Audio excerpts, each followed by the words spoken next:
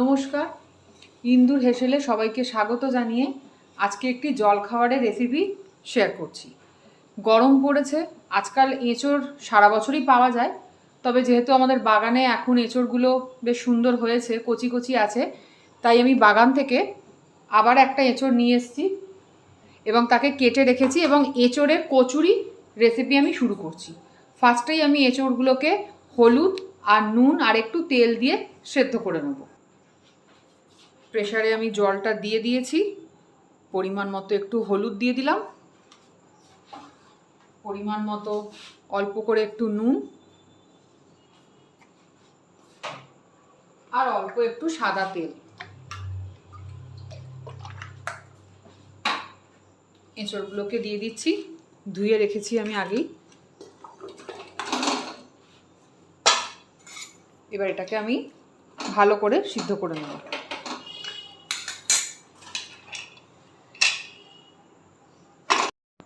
এঁচোড়টা সেদ্ধ হতে হতে আমি এবার এখানে ময়দাটাও মেখে নিচ্ছি। পরিমাণ মতো ময়দা নিচ্ছি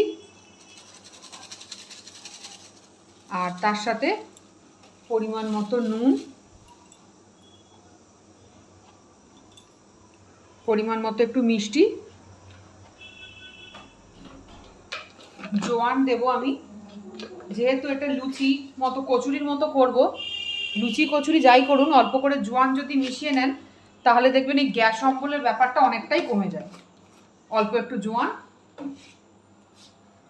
আর পরিমাণ মতো সাদা তেল।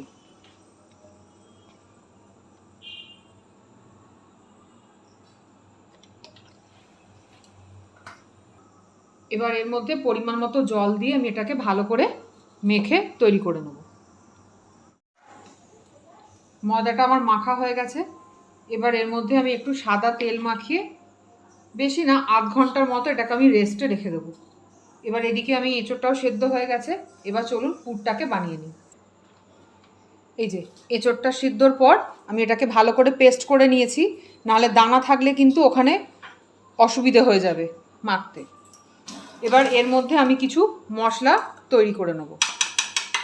আমি এই বাটিটার মধ্যে পরিমাণ মতো একটু আদা বাটা দিচ্ছি,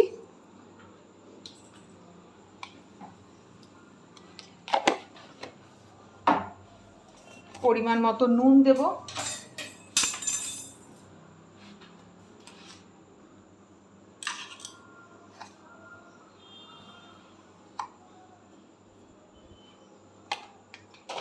আর দেব লঙ্কার গুঁড়ো। হলুদ যেহেতু দিয়েছিলাম সিদ্ধর সময় আর দেব না, একটু লঙ্কার গুঁড়ো দেব। আর দেব জিরে আর ধনে,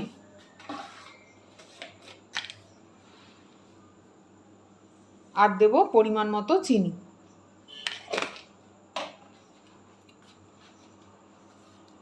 এবার এগুলোকে ভালো করে আমি একটু জল দিয়ে মিশিয়ে নেব।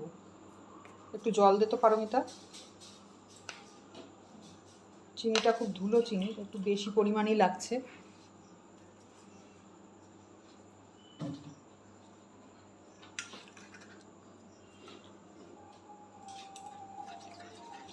এটা ভালো করে আমি মিশিয়ে নিচ্ছি।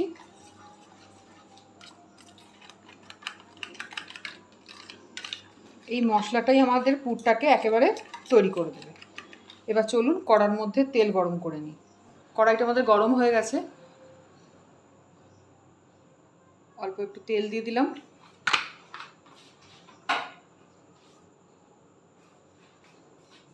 এখানে আমি আর কিছু ফোড়ন দেব না, কেন যেহেতু আমি ময়দার মধ্যে জোয়ানটা দিয়েছি, তাই আর অন্য কোনো জিরে দেব না। সব গুঁড়ো এখানেই রেডি করে রেখেছি। তেলটা গরম হলে আমি মশলাটা দিয়ে নেড়ে ছেড়ে পুরটা ঢেলে দেবো। তেলটা আমাদের গরম হয়ে গেছে, এবার আমি এই বাটা মশলাটা ঢেলে দিচ্ছি। একটু মশলার কাঁচা গন্ধ চলে গেলে পুরটা আমি দিয়ে দেবো। আর হ্যাঁ, এই সময়তেই এর মধ্যে একটু গরম মশলাও অ্যাড করে দেবো সেন্টের জন্য।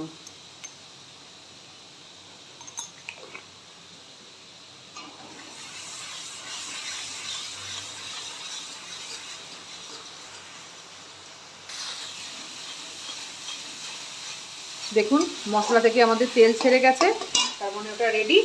এবার পুরটাকে এখানে আমি অ্যাড করে দিচ্ছি।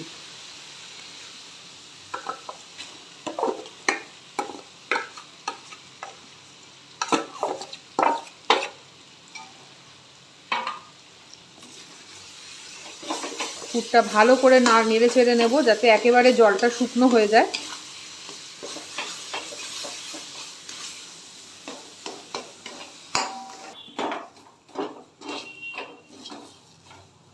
দেখুন পুরটা আমাদের একেবারে রেডি হয়ে গেছে, একদম কড়ার সাথে লেগে যাচ্ছে, উঠে আসছে পুরো কড়া থেকে, মানে পুরটা একেবারে জল শুকনো হয়ে গেছে এবং কচুরির জন্য একদম রেডি। চলুন এটাকে এবার একটু ঠান্ডা করে নিই।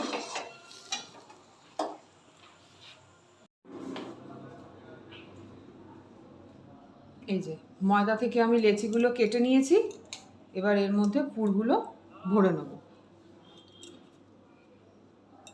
যেরকমভাবে কচুরির পুরগুলো ভরি আমরা পরিমাণ মতো।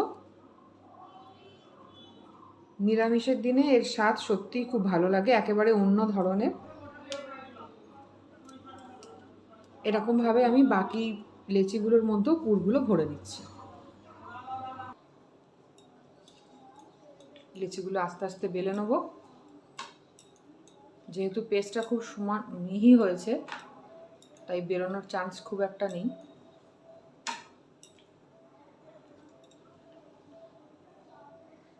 এইভাবেই আমি বাকিগুলো বেলে নিচ্ছি। এদিকে আমি তেলও গরম করতে বসিয়ে দিয়েছি।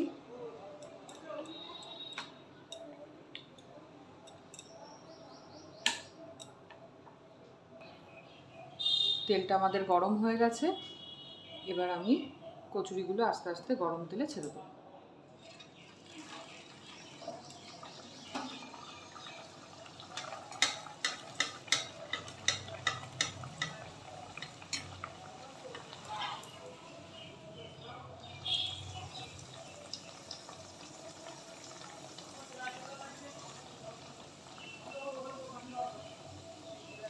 হালকা লাল করে নেব, তাহলে ভেতরের পুর আর বাইরে কোনোটাই কাঁচা থাকবে না। দেখুন সুন্দর ফুলে উঠছে।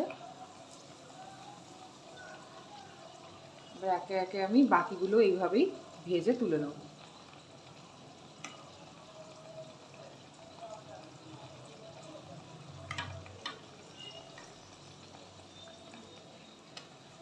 সুন্দর রং ধরে গেছে, এবার আমি তুলে নিচ্ছি।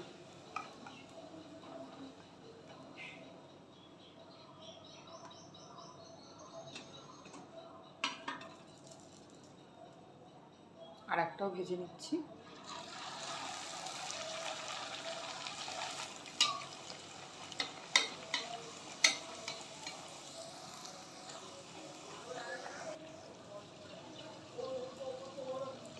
দেখুন প্রত্যেকটা কচুরি খুব সুন্দরভাবে ফুলে উঠছে। আমাদের এঁচোড়ের কচুরি রেডি। এই যে আমি পরিবেশন করে দিচ্ছি। ফার্স্টে আমার দুই মেয়েকেই দেবো মশালা আলুর দম আর সঙ্গে এঁচোড়ের কচুরি। আলুর দমের রেসিপিটা পরে আসছে। দেখুন আমাদের কচুরিটা কতটা সফট হয়েছে আর ভেতরটাও কত সুন্দরভাবে তৈরি হয়ে গেছে।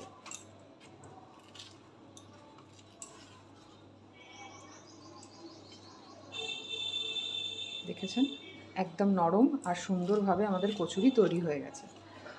ভালো লাগলে অবশ্যই একটা লাইক করবেন আর ইন্দুর হেসেলের সাথে এইভাবেই জুড়ে থাকবেন। আর কেমন লাগলো অবশ্যই জানাবেন। নমস্কার।